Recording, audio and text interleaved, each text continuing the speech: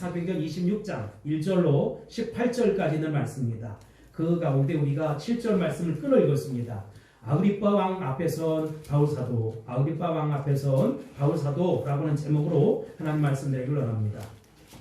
여기 그림이 나올 터인데 2001년 9월 11일에 있었던 미국의 뉴욕의 월드 트레이드 센터 공격이 인류 역사상 가장 영화 같은 테러 사건이었다고 한다면, 인류 역사상 가장 그 영화 같은 구출 사건은 1976년 7월 아프리카의 우간다의 엔테베 공항에서 일어난 사건일 것입니다. 1976년 6월 27일 그리스의 아테네 공항을 출발했던 에어 프랑스사 비행기가 아랍 테러리스트에 의해서 공중 납치되었습니다. 비행기 안에는 102명의 이스라엘 사람들이 타고 있었고 이들은 곧 인질이 되었습니다. 이 비행기는 당시 악명 높은 독재자 이디 아민이 통치하고 있는 우간다의 엔테베 공항으로 인도되었습니다. 당시 라빈 수상이 이끌던 이스라엘에서는 곧 긴급 강요회의가 열렸고 비밀스럽게 중대한 결정이 내려졌습니다. 며칠 후 당시 30세의 베냐민 네타냐후가 이끄는 특별작전 요원들이 6대의 비행기에 분승해서 이스라엘을 떠났습니다.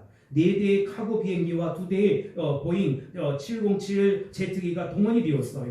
한 대의 비행기에만 전투 요원이 탔고 나머지는 부상자들의 치료를 위해서 그들을 후송하기 위해서 준비된 카고였습니다. 그들은 적은 비행으로 상대 네바다망을 피해서 엔테베 공항으로 무사히 도착을 했어요. 그리고 불과 15분 내지 20분 내에 모든 작전을 성공했습니다.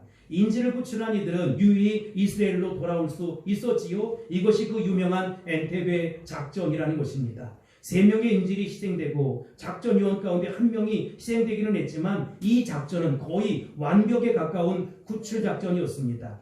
이 작전 이후에 네타냐후 대령에게 한 기자가 이런 질문을 했어요. 네타냐후는 지금 이스라엘 수상입니다. 당신은 작전을 수행하는 동안 무슨 생각을 했습니까? 마음속에 두려움은 없었습니까? 라고 했대. 이때 이 네타냐후의 사진이 나올 때인데 네타냐후의 대령이 이렇게 대답했다는 것입니다. 나의 동족이 구원을 기다리고 있다는 생각, 그리고 그들을 구원해야 한다는 생각뿐 다른 생각은 들지 않았습니다.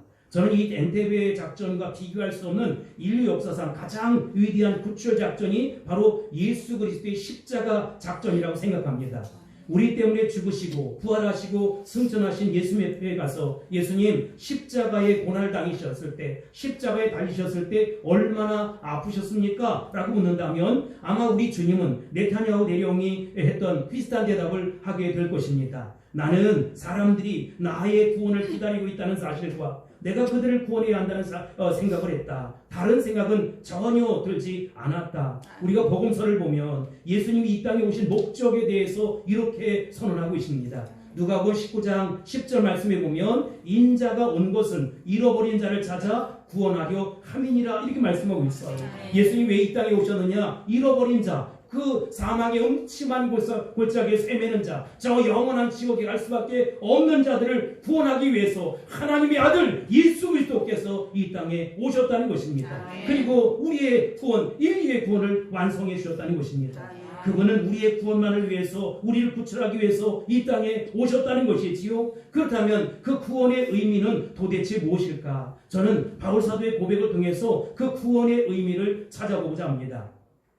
바울사도가 가이사랴 감옥에 2년 동안 갇혀 있을 때 벨리스 총독에서 베스트 총독으로 바뀌게 되었어요. 그는 베스트 총독 앞에서도 재판을 받았고 베스트 총독 앞에서도 재판을 받았지만 도무지 그에게 죄를 발견할 수가 없었다는 것입니다. 이제 그는 로마에 있는 가이사에게 가서 재판을 받아야 되는데 재판권은 없었지만 유대인들에게 막강한 권력을 행사했던 아그리빠 왕 2세를 통해서 자신을 변호할 수 있는 기회를 갖게 되었다는 것입니다. 그 내용이 바로 사도행전 26장의 내용이에요. 1절 말씀 보겠습니다. 시작. 아그리빠가 바울에게 이르되 너를 위하여 말하기를 내게 허락하노라 하니 이에 바울이 손을 들어 변명하되 아멘. 사람은 언제든지 자기를 변명하고 싶을 때가 있다는 것이지요. 또 변명할 기회가 주어지기도 합니다. 여러분은 그런 기회가 주었을 때 어떻게 활용하십니까? 대개 사람들은 그런 기회가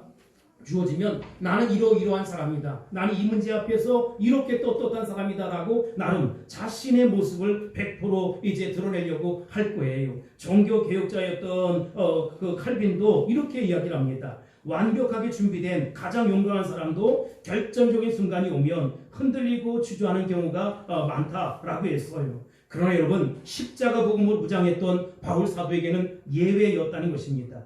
그럴 기회가 주어졌음에도 불구하고 그는 자신을 전혀 변명하지 않았다. 변호하지 않았다. 그 기회가 주어졌을 때 적극적으로 활용해서 주님을 위해 십자가 복음을 전하고 생명의 복음을 전할 수 있는 전도의 기회로 삼았다는 것입니다. 2절로 3절 말씀입니다. 시작. 아그리빠 왕이여, 유대인이 고발하는 모든 일을 오늘 당신 앞에서 변명하게 된 것을 다행히 여기나이다. 특히 당신이 유대인의 모든 풍속과 문제를 아심이니이다. 그러므로 내 말을 너그러이 들으시기를 바라나이다. 아멘.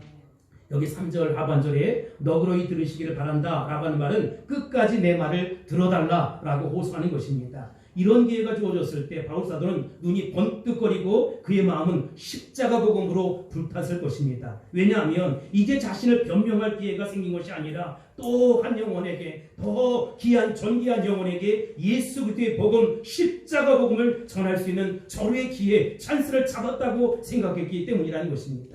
그는 무죄로 나가야겠다, 이 감옥에서 나가야겠다 라고 생각하지 않았어요. 현실은 심각했지만 그러나 그럼에도 불구하고 그 기회를 자신의 무죄를 증거하는 쪽으로 사용한 것이 아니라 오직 예수 복음, 십자가 복음, 생명의 복음을 전하는 쪽으로 택했다는 것입니다. 먼저 그는 자신을 소개하는 데에 자신의 과거를 아주 짧게 요약합니다. 내가 예수 믿기 전에는 어떤 사람이었는지를 소개하는 것이지요. 바울 사도는 그들에게 그들처럼 자신도 율법과 조상들의 충성했던 사람이다 이렇게 이야기하는 것입니다. 4절 5절 볼까요? 시작. 내가 처음부터 내 민족과 더불어 예루살렘에서 젊었을 때 생활한 상황이 유대인이 다 아는 바라. 일찍부터 나를 알았으니 그들이 증언하려 하면 내가 우리 종교의 가장 엄한 판을 따라 바리새인의 생활을 하였다고 할 것이라. 아멘. 그는 예수님을 만나기 전에 젊었을 때 모든 유대인들이 그랬던 것처럼 가말리엘 선생님을 밑에서 엄격한 율법 훈련을 받았다는 것입니다. 그 당시 유대인들에게는 두 가지 학파가 있었는데 크게 샤마이 학파, 이 사람들은 굉장히 보수적인 학파이고 가말리엘, 이 사람들은 굉장히 개혁적인 학파였어요. 근데 보수적인 학파들의 그 논거들은 지금 우리가 찾을 길이 없고 힐렐 학파들의 논거만 찾을 수 있는데 어찌되었든 여러분 그때 쌍벽을 이루었던 힐렐 학파의 거두였고 거두의 선자였던 가말리엘을 통해서 공부를 했다는 것입니다. 그리고 종교적으로 그는 바리새파, 분리주의자, 나는 어찌하든지 하나님 영광을 위해서만 살아보겠다고 애쓰고 힘썼던 그런 사람이었다는 것입니다. 지금도 예루살렘에 가면 검은색 옷을 입고 있는 그런 이들이 있어요. 나는 정통 유대인이다 이렇게 다트라고 하는데 그런 사람들이 있다는 거예요. 그는 그렇게 살았다는 거예요. 그러면서 철저하게 훈련을 받았다는 것을 여러분 모두가 다 아는 바다라고 이야기합니다. 그러나 그러한 자신이 같은 유대 동족에게 지금 고소를 당해서 재판을 받고 있다는 것입니다. 그 재판을 받는 이유가 뭡니까? 한 가지 소망이 있었어요. 그 소망이 뭐냐? 유대인들에게 있어서는 전혀 찾아볼 수 있는 메시아 대망 사상이라는 것입니다. 예수님이 십자가에 못 박혀 돌아가셨지만 다시 부활한다 라고 하는 부활 사상을 완전히 그들에게 설파한 것이고 그 부활 사상, 메시아 대망 세상 때문에 지금 고소를 당했다는 것입니다. 오늘 우리가 살펴볼 첫 번째 메시지는 메시아로 오신 예수님의 모습입니다. 6절로 7절 보겠습니다. 시작. 이제도 여기 서서 신문받는 것은 하나님이 우리 조상에게 약속하신 것을 바라는 까닭이니 이 약속은 우리 12지파가 밤낮으로 간절히 하나님을 받들어 섬김으로 얻기를 바라는 바인데 아그리빠 왕이여 이 소망으로 말미암아 내가 유대인들에게 고소를 당하는 것입니다. 아멘. 바울 사도가 재판을 받는 이유는 딱 한 가지 땀 때문이라는 것이지요. 유대인들에게도 굉장히 중요한 것인데 그들은 유대인들이 가졌던 이 소망에 관한 문제라는 것입니다. 그것은 율법의 모든 상황과도 이제 소망과도 상관이 되는 문제인데, 이 소망은 바로 메시아, 아까도 얘기했던 것처럼 대방사상, 메시아가 오신다는 거예요. 사망 권세를 깨뜨리시고 죽으신 그 모습 그대로가 아니라 장사한 지 사흘 만에 죽은 자 가운데서 다시 살아나신 그 모습, 그 예수님이 오신다는 것입니다. 그래서 그들은 고난과 역경 속에서도 굶주림 속에서도 오직 복음, 이 메시아를 기다렸다는 것입니다. 하나님이 우리 조상에게 약속하셨고 12지파가 간절히 밤낮으로 소망했던 것이 무엇입니까? 도대체 예수님은 누구냐? 그 예수님은 나와 어떤 상관관계가 있느냐라고 하는 것입니다. 과연 우리가 믿는 예수님이 메시아인지, 구약에서 약속했던 그분인지 유대인들은 그것을 받아들일 수가 없었어요. 전혀 믿을 수가 없었다는 것이지요. 예수님이 십자가에 못 박혀 죽으실 때까지 유대인들은 그분을 메시아로 믿을 수가 없었다는 것입니다. 그러나 문제는 예수님이 부활하신 것이지요. 사망 권세를 깨뜨리시고 죽음을 이기시고 장사한 지 사흘 만에 죽은 자 가운데서 다시 살아나셨습니다. 부활하셨습니다. 그분이 메시아라는 사실을 비로소 알게 되었다는 것입니다. 그래서 예수님의 부활을 목격한 사람들이, 야, 이분이 정말로 메시아다, 이분이 사망 권세를 깨뜨리시고 죽음을 이기시고 부활하셨다라고 말하기 시작했어요. 그러나 그 사실을 믿지 못하는 유대인들에게 엄청난 소용돌이요 아픔의 사건이었습니다. 그들은 유대교 전체의 근간을 흔드는, 뿌리를 흔드는 그런 사건이었기 때문에 걷잡을 수 없이 흥분했고, 그렇게 전하는 바울 사도를 죽이려고 달려들었던 것입니다. 8절 볼까요? 시작. 당신들은 하나님이 죽은 자를 살리심을 어찌하여 못 믿을 것으로 여기나이까. 아멘. 지금까지 내가 말씀드린 내용이 8절 한마디에 요약되어 있어요. 당신 바리새인들은 하나님이 죽은 자를 다시 살리신다는 이 사실을 왜 믿지 못합니까? 그분이 누구십니까? 바로 예수 그리스도입니다. 그러나 그들은 그 사실을 믿을 수도 없었고 전혀 믿어지지가 않았다는 것입니다. 아니, 우리가 늘 보았고 예수님이 어떻게 그 보았던 그런 사람인데 구원자일 수 있느냐는 것이지요. 어떻게 그가 우리의 메시아일 수가 있느냐? 이게 유대인들의 입장이었어요. 여러분, 사울이 바울 되기 전에 똑같은 스탠스, 똑같은 입장을 취했다는 것이지요. 전혀 믿을 수가 없었다는 것입니다. 예수님이 부활하셔서 자기에게 나타난 것을 직접 경험하고 체험하고야 그는 주의 음성을 듣게 되었고 인격적으로 주님을 만나게 되었다는 것입니다. 그리고 다메섹 도상에서 예수 만나고 난 이후에 그의 인생은 완전히 달라졌어요. 성들이째 달라졌어요. 전폭적으로 주님 앞에 드려진 삶을 살게 되었다는 것입니다. 우리는 유대인들의 입장에서 보면 그들이 그렇게 흥분해서 바울 사도를 죽이려고 모함하고 감옥에 집어쳐넣는 것을 이해할 수 있잖아요. 그래서 지금 아그리빠 왕에게 이런 모든 일련의 사실들을 쭉 설명하고 있는 것입니다. 9절로 10절입니다. 시작. 나도 나사렛 예수의 이름을 대적하여 많은 일을 행하여야 될 줄 스스로 생각하고 예루살렘에서 이런 일을 행하여 대제사장들에게서 고난을 받아가지고 많은 성도를 옥에 가두며 또 죽일 때에 내가 찬성 투표를 하였고. 아멘.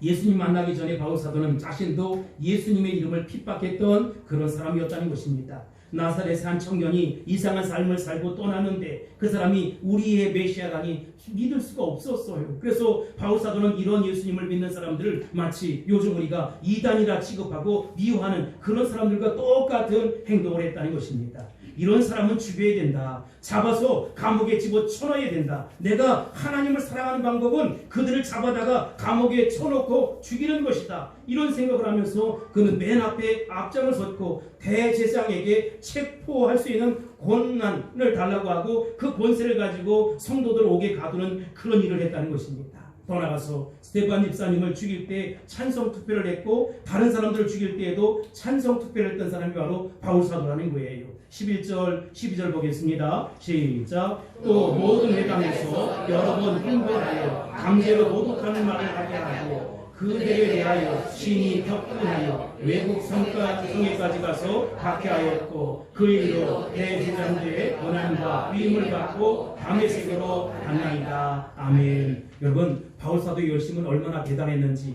국내에서만 이렇게 한 것이 아니라 심지어 외국에까지도 가서 유대인들 가운데에 이 기독교를 배정하는 이들을 잡아오는 일을 했다는 것입니다. 그러니까 바울 사도나 바울 사도를 죽이려고 이제 먹지도 않고 마시지도 않고 그렇게 이제 바울이 죽기 전까지는 나는 아무 일도 안 하겠다라고 했던 40여 년과 똑같은 삶을 살았다는 것입니다.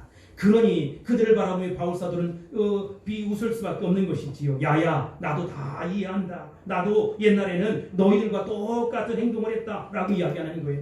그렇게 미워하고 그렇게 격분했던 바울이 예수님을 믿는 사람들을 잡으려 하는 그때 예수님이 그에게 직접 나타나셨어요. 우리가 두 번째로 자연적으로 살펴볼 메시지는 바울의 회심 장면입니다. 13절 보겠습니다. 시작. 왕이여, 정오가 되어 길에서 보니 하늘로부터 해보다 더 밝은 빛이 나와 내 동행들을 둘러 비치는지라. 아멘. 그 다메섹으로 예수 믿는 사람들을 잡으려 할 때 정오에 강렬한 햇빛을 보았다는 것입니다. 한빛을 보았다는 것입니다. 뜨거운 햇빛이 장렬하고 있었던 그때 그는 그것과 전혀 다른 어떤 한빛을 경험하게 되었어요. 자기만 경험한 것이 아니라 오늘 성경에 보면 동료들도 그 빛을 봤다라고 그렇게 이야기합니다. 그 빛을 맞는 순간 그는 쓰러질 수밖에 없었어요. 이 빛이 어떤 빛입니까? 우리 주님의 빛이라는 것입니다. 다른 어떤 것 무엇과도 비교할 수 없는 하얀 옷을 입고 계시는 주님이었다는 것이지요. 14절 보겠습니다. 우리가 다 땅에 엎드려지매 내가 소리를 들으니 히브리 말로 이르되 사울아 사울아 내가 어찌하여 나를 박해하느냐 가시체를 뒷발질하기가 내게 고생이니라. 아멘. 여러분, 이 빛을 바울 사도가 어떤 상상 속에서 본 것이 아니에요. 함께 가던 사람들이 모두 경험한 빛이라는 것입니다. 그런데 그 빛을 보는 순간 음성이 들렸다는 것이지요. 우리 마음속에 들려오는 음성, 그 성령의 음성보다 더 독특한 음성이 들려왔는데 오늘 성경에 보면 시브리 방언으로 들렸다는 것입니다. 왜 이렇게 기록해 놨을까? 이 음성은 실제적인 음성이었다는 것이지요. 어떤 실제적인 음성입니까? 사울아 사울아 내가 어찌하여 나를 박해하느냐 가시체를 뒷발질하기가 내게 고생이니라 라고 하는 음성이었습니다. 사울이 예수 믿는 자를 핍박하고 잡으러 가고 감옥에 집어쳐넣으려고 하는 이 모든 행위는 마치 가시체를 뒷발질하는 것과 똑같다는 거예요. 여러분, 예를 들어 볼까요? 우리가 돌을 차요. 근데 돌이 아픕니까? 자기 발이 아픕니까? 자기 발만 아프다는 것이지요. 지금 바울은 하나님 영광을 위해서 하나님의 사랑을 위해서 내가 이렇게 한다고 하지만 하면 할수록 더 헛발질하는 것이고 아픈 일이고 헛수고라는 것입니다. 사랑하는 성도 여러분, 우리가 잘한다고 하는 일, 우리가 옳다고 생각하는 모든 일이 사실은 가시체를 뒷발질하는 일일지도 모른다는 것입니다. 예수님은 바울 사도에게 그것을 가르쳐 주셨어요. 이러한 예수님의 음성에 대해서 바울 사도는 뭐라고 반응합니까? 15절입니다. 시작. 내가 대답하되 주님 누구시니까? 주께서 이르시되 나는 내가 박해하는 예수라. 아멘. 바울 사도는 주님의 음성에 대해서 주님 당신은 누구십니까? 라고 질문했어요. 이 질문은 우리가 사도행전 9장에서도 했지만 지금 또 해야 하는 것입니다. 여러분이 예수님 믿고 그분에 대해서 안다고 생각하지만 정말 다 아는 것입니까? 어쩌면 여러분이 알고 있는 예수님은 극히 존재의 일부분에 지나지 않는다는 것이지요. 주님, 당신은 누구십니까? 사울이 이런 질문에 대한 예수님의 대답이 있습니다. 나는 내가 박해하는 예수라는 것입니다. 나는 내가 무시하는 예수라는 것입니다. 나는 내가 망각한 잃어버린 예수라는 것입니다. 나는 내가 두째 자리에 놓은 예수라는 것입니다. 무슨 얘기예요? 첫째 자리는 자기가 있고 둘째 자리는 예수님을 두었다는 것입니다. 좋은 것, 필요한 것은 다 자기가 갖는 것이고 나머지는 주님께 드린다는 이 말이지요. 그래도 주님은 여전히 우리를 사랑하신다는 사실 아십니까? 오래전에 제가 경험했던 이야기를 하고 싶어요. 우리 교회에 그 모 대학교, 아주 좋은 대학교에 다니던 종교철학교에 다니던 한 학생이 있었습니다. 그는 운동권에 들어가서 얼마나 격렬하게 데모를 하는지 학교 출석도 하지 아니하고 그저 데모를 하고 거짓대와 방불한 삶을 살았어요. 그런데 어느 날 그 대학로에서 데모를 열심히 하다가 곤봉에 맞아 쓰러졌어. 피를 철철철철 흘리고 쓰러져 기절했는데 바로 그때 주님이 그를 찾아왔다는 것입니다. 그리고 그는 똑똑히 주의 음성을 들었다는 것입니다. 그는 하루아침에 운동권에서 뛰어나와서 주님을 찬양하는, 주님을 노래하는 사람이 되었어요. 그 사람은 자신이 생각하는 정의로운 것이 온전한 진리라고 생각했는데 데모 현장에서 살아계신 주님을 경험하고 체험했던 것입니다. 주님은 이처럼 쓰러져 있는 사울에게 다음과 같은 말씀을 하시는 것이지요. 뭐라고요? 16절로 18절입니다. 시작. 일어나 너의 발로 서라. 내가 내게 나타난 것은 곧 내가 나를 본 일과 장차 내가 내게 나타날 일에 너로 종과 증인으로 삼으려 함이니 이스라엘과 이방인들에게서 내가 너를 구원하여 그들에게 보내요. 그 눈을 뜨게 하여 어둠에서 빛으로 사탄의 권세에서 하나님께로 돌아오게 하고 죄사함과 나를 믿어 거룩하게 된 무리 가운데에 기업을 얻게 하리라 하더이다. 아멘. 여러분, 이 예수님은 청년 사울에게 몇 가지 말씀을 당부하셨는데, 첫째, 일어나 너의 발로 서라는 것입니다. 주님은 지금도 여러분에게 똑같은 말씀을 하는 것이지요. 이 말씀은 일어나라, 그리고 너의 발로 서라는 것입니다. 이 말은 두 가지 말의 합성어예요. 뒤돌아서지 말고, 주저주저하지 말고, 우물쭈물하지 말고, 하나님 영광을 위하여 한 목표를 향해서 일어나라는 것입니다. 그리고 하나님 영광을 위해서 살아보라는 것입니다. 왜요? 주님이 책임져 주실 것이니까. 우리는 여러 가지 이유 때문에 주저앉기도 하고 허물어지기도 하고 뒤돌아서기도 한다는 것입니다. 그러나 주님은 우리에게 말씀하시는 것이지요. 일어나 너의 발로 서라. 든든히 서라. 든든히 서라. 흔들리지 마라. 한 목표를 향해서 걸어가라. 달려가라. 하나님 영광을 위해 살아라. 정상에선 훌륭한 사람들이 앞에서 화려한 주단을 깔고 휘파람 부르며 쉽게 그것까지 이런 것 줄 아십니까? 아니에요. 저마다 뼈를 깎고 살을 내는 듯한 대가를 치러야 하는 것이지요. 고대 최고의 명장으로 꼽히는 사람 가운데 에페이로스의 왕 피로스라는 사람이 있습니다. 그런 신생 로마 제국과 두 번의 대전투를 벌여요. 그런 양측의 사명자가 그 당시 한 10,000명 정도가 넘었고, 그 과정에서 피로스의 부하 장교들과 병사들이 수없이 희생이 되었습니다. 그래서 승리에 취해 환호하는 부하들에게 피로스는 힘들어하게 이런 말을 했다는 것이지요. 이기는 것도 좋지만 이런 승리를 다시 거두었다가는 우리도 망한다. 그 후로부터 막대한 희생을 치르고 얻는 승리를 가르쳐서 피로스의 승리다, 이렇게 이야기합니다. 정상에 오른 사람들에게 가서 물어보세요. 모두 피로스의 승리의 의미를 절감하고 살아온 사람들이라는 것입니다. 여러분, 세상이 다 힘들고 어려워요. 그러도 선을 행하되 낙심하지 말기를 바랍니다. 대가를 치를 각오를 할 수 있게 되길 바랍니다. 그래야 탁월한 리더가 될 수 있는 것이고, 그래야 하나님 앞에 존귀하게 쓰임받는 하나님의 사람이 되는 것입니다.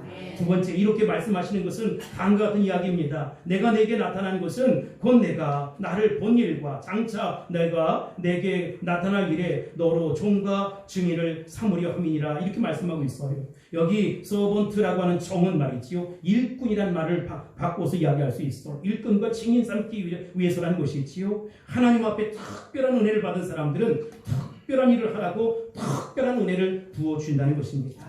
그러니 어렵고 힘들어도 그 은혜의 물줄기를 붙잡을 수 있게 되길 바랍니다. 저는 오늘 아침 새벽에 일어나 기도하다가 하나님께서 우리에게 은혜의 물줄기, 축복의 물줄기를 허락해 주신다는 확신을 갖게 되었어요. 여러분 모두가 다 은혜의 물줄기 속에 부여잡을 수 있게 되길 바라고, 축복의 물줄기를 부여잡을 수 있게 되길 바랍니다. 그런 은혜가 있을지어다, 경험할지어다, 체험할지어다. 세 번째, 그러면 하나님이 바울 사도를 부르는 일의 내용은 무엇입니까? 17절에 보면 이스라엘과 이방인들에게서 내가 나를 구원하여 그들에게 보내기 위함이다 라고 했어요. 근데 그 이유를 세 가지로 뜯어보면, 첫 번째, 사람의 눈을 뜨게 해서 어둠에서 빛으로 오게 한다는 것입니다. 어둠에서 빛을 오려니까 너무 어려워, 방해 공작이 많아요. 두 번째, 이방인들을 사단의 권세에서 하나님께로 돌아오게 하기 위함이라는 것입니다. 세 번째, 이방인들이 예수 믿고 죄사함 얻어서 거룩한 무리가 되게 만드는 것이고, 그 거룩한 무리 가운데 기업을 얻게 하려고 하는 것입니다. 자, 이제 바울 사도는 모든 것이 선명해졌어요. 단순해졌어요. 분명해졌어요. 여러분 어떻습니까? 삶의 목표가 정해졌습니까? 병든 이유가 분명해졌습니까? 내가 자녀를 키워야 될 이유가 분명해졌습니까? 내가 사업을 해야 할 이유가 분명해졌습니까? 내가 장사를 해야 할 이유가 분명해졌습니까? 내가 앞으로 하나님 영광을 위해 살아가야 할 이유가 분명해졌느냐, 이 말이라는 것입니다. 바울은 예수님 만나는 그 시점에서 자기 존재 의미, 이 독일어로 자인이라고 하는데 여러분 그 자기 존재 의미를 확신했어요. 무엇이든지 의미를 알면 쉬워집니다. 왜 이런 일이 일어나는가? 내가 왜 이렇게 살아가야 되는가? 그 의미를 알면 나는 그 고난 현장 속에서도 기쁨으로 방긋방긋 웃을 수 있는 것이고 모든 상황 속에서 범사에 감사가 넘치는 삶을 살아가는 것입니다. 그리고 내 신앙은 다시 업그레이드가 되어서 정말로 점프업해서 하나님 영광 위에 은혜의 물줄기, 축복의 물질을 붙잡고 살아가는 것입니다.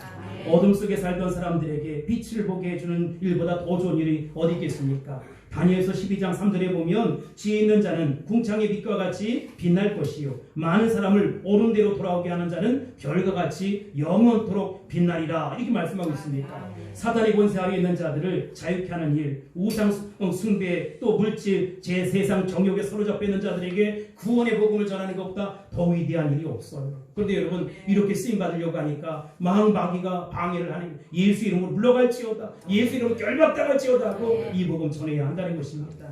주님은 오늘 우리에게 이렇게 말씀하십니다. 내가 너를 종과 증인으로 삼기 위해서 다른 사람들이 경험하지 못했던 성령의 경험을 하게 만들 것이다. 너는 그것도 모르고 나를 핍박하고 나를 믿는 자를 감옥에 쳐놓으려고 했지만 그것은 가시채로 뒷발질하는 일에 불과한 것이다. 여러분 여기서 우리 그리스도인은 두 가지 신분이 있다는 것을 발견하게 되는 것이지요. 첫 번째 아까 서번트에 있던 종의 신분입니다. 16절에 옛날에는 사무실에서 막일하는 사람들을 뭐라고 얘기했느냐? 사원이라고 얘기했습니다.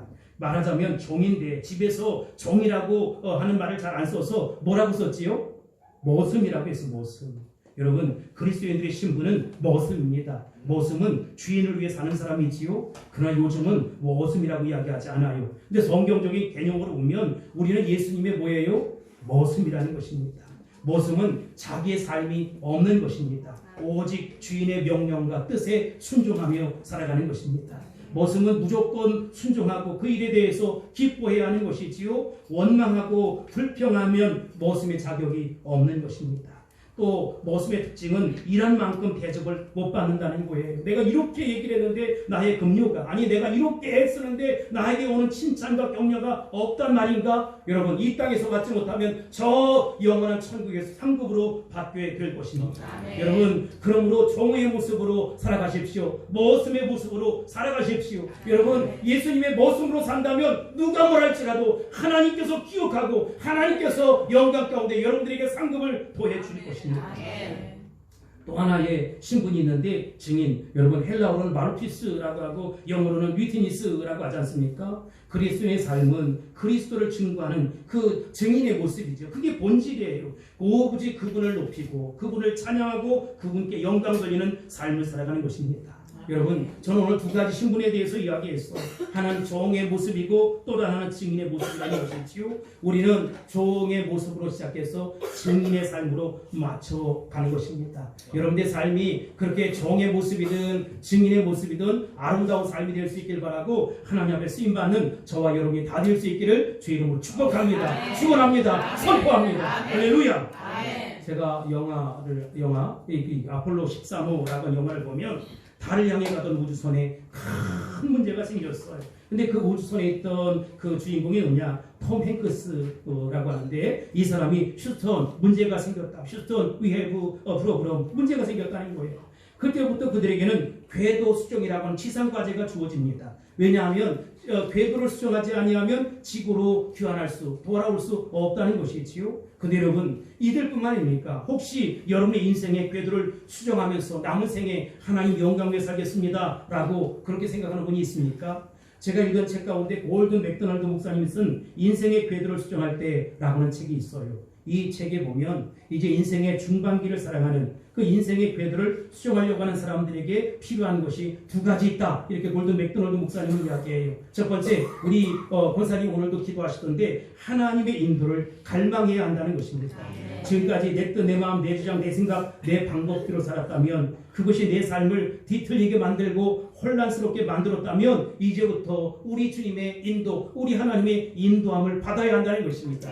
더 나가서 갈망해야 한다는 것이지요. 여러분 꼭 하나님을 갈망하는 저와 여러분이 될 수 있길 바랍니다.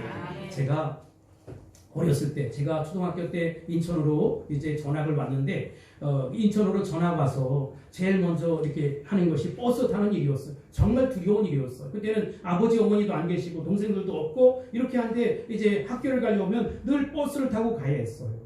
근데 버스 타고 가는데 내가 타야 할 버스가 5번 버스인데 그 5번 버스를 늘 타는 것이 아니라 15번 버스도 타고 25번 버스도 타고 이렇게 되면 어떻게 되는 것입니까? 다른 곳으로 가는 거예요. 그래서 버스 타는 것이 늘 두려움이었고 용기가 필요했어요. 근데 성장을 한 이후에 이제는 비행기를 타도 뭐 유럽을 간다든지 아니면 동남아시아를 간다든지 어디를 가도 그것이 저에게 두려움이 되질 않아요. 왜 그렇습니까? 그 문제보다 내가 더 컸기 때문이라는 것입니다.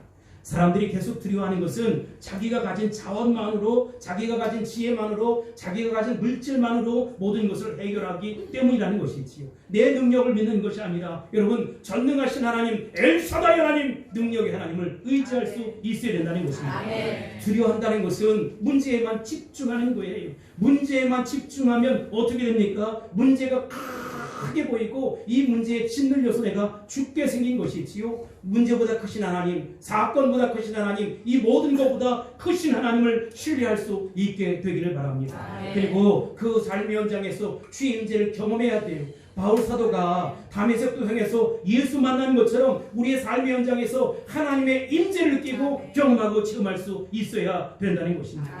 제가 왜 그렇게 예배를 강조하느냐? 예배를 통해서 하나님께 집중하게 되고 예배를 통해 전해지는 그 말씀을 통해서 집중하게 되 보면 문제보다 더 크신 하나님, 내 질병보다 더 크신 하나님, 사건보다 더 크신 하나님, 내용보다 더 크신 하나님 앞에 집중하게 되고 그 하나님이 치료하시고 그 하나님이 도와주시고 그 하나님이 간섭하시고 그 하나님이 책임져 주시는 모습을 경험하고 체험하게 된다는 것입니다. 대산을 넘어 홍곡에 가도 빛 가운데 서면 우리 주님께서 가장 선하게 멋지게 인도해 주세요. 그리고 여러분 우리 하나님께 인생을 걸고 승부를 걸고 생명을 걸 수 있게 되기를 바랍니다.